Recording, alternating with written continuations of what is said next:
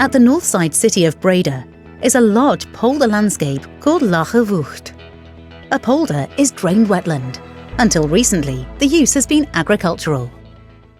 Back in history, mainly during the Dutch Revolt, the WaVE played an important role in the defence of Breda. The polder could be inundated to form a water defence line. The flooded area would be overseen from small fortifications on a dike.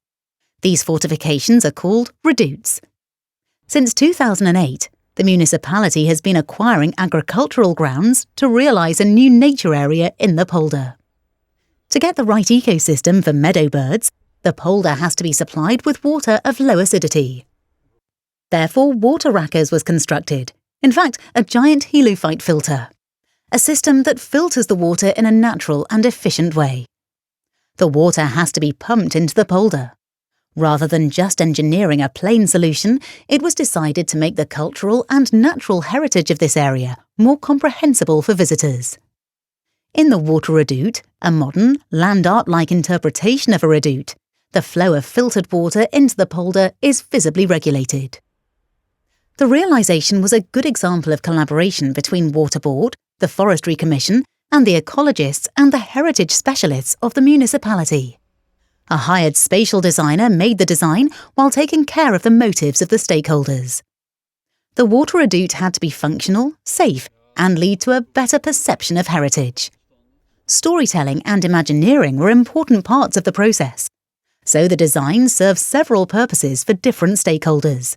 The practice of combining these purposes saved money and strengthened the plan as a whole. Of course, there were some challenges. All stakeholders were supportive, although there were discussions on functional, engineering solution versus aesthetic and storytelling design. The difference between designing and engineering is quite common in the municipality of Breda. The challenge is to get a better understanding of each other's work. Storytelling is important to make sure that all stakeholders identify with a project. To create a common identity, questions like why we do this, how we do this, and what we do help to shape the common identity. This is the soul of a project. Look for common goals, adapt, and be prepared to compromise to get the best result possible for everyone. Adapting is an important part. It could be described as framing, but then in a more positive way. It is trying to understand the incentives of your so-called opponents and try to speak their language to make clear that there are common goals to be reached. Stakeholders should be convinced by themselves.